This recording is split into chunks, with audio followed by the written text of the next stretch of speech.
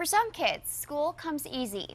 Others face big challenges, unique hurdles inside the mind. That's where a new kind of learning center comes in.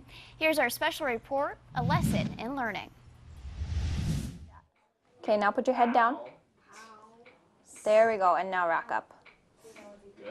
Good job. On the floor, doing what looks like yoga, is where Peyton's session begins. Where should your eyes be looking while you're doing this? To the wall. Right. She just finished the 3rd grade at Holy Rosary. Twice a week, you'll find her here, starting with strengthening the core, then heading to the table to tackle letters. I think we have spell read next. Yeah. Peyton's dyslexia can throw her some curveballs. Like B's and D's, sometimes letters get mixed up. She started coming to Duluth Core Learning last year, and since then, Peyton has seen improvements that put a big smile on her face. I'm doing really good so far.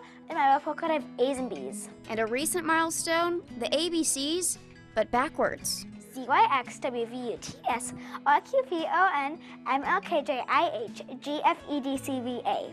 It's triumphs like that they see every day. It's been really successful. It's been really busy.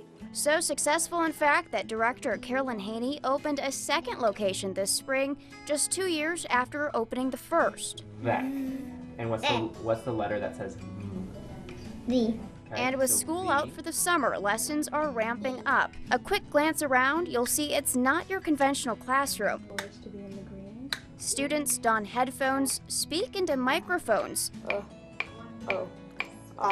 Some stretching out. Good job. All right, should we move into rocker? And at any given time, you'll likely hear a metronome in the background. O, I, U. Its steady rhythmic beat is a tool used throughout sessions. The metronome is an organizing factor. So it essentially creates file folders in the brain, and then we teach them how to access and which file to go to. But it gives them a place to link to the beat, what they're learning. U, I, O.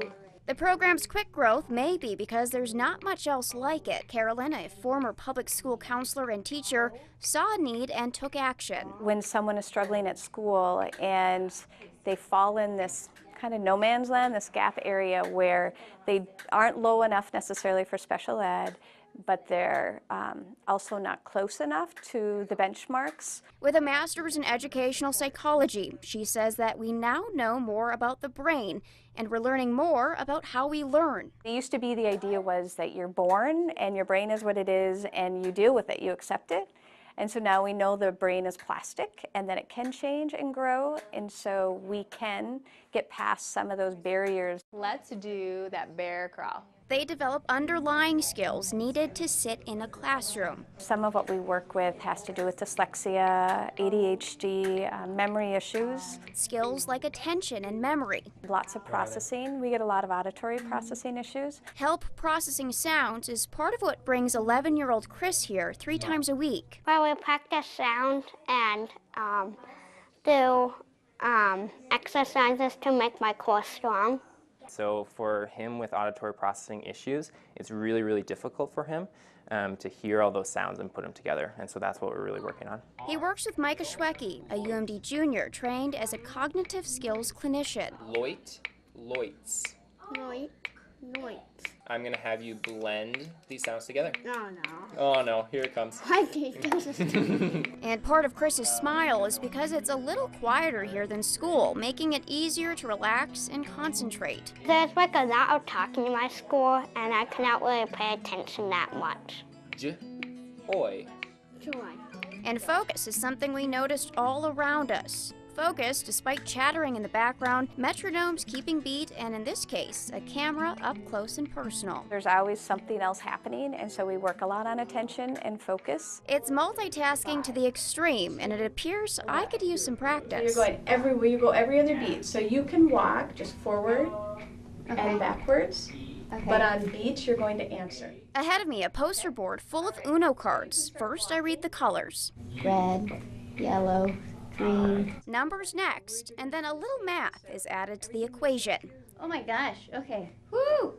11, 3, 8. Good job.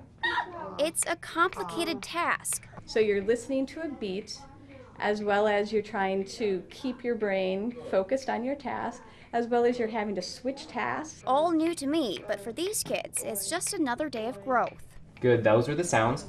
Eh. And here they love mistakes. It's a part of learning. V-E-K. Good, and how'd you spell that backwards? Because eventually those mistakes turn into results that have proven to be quite powerful. We're seeing more focus. We're seeing more independence and efficiency in their learning. Grades are really jumping.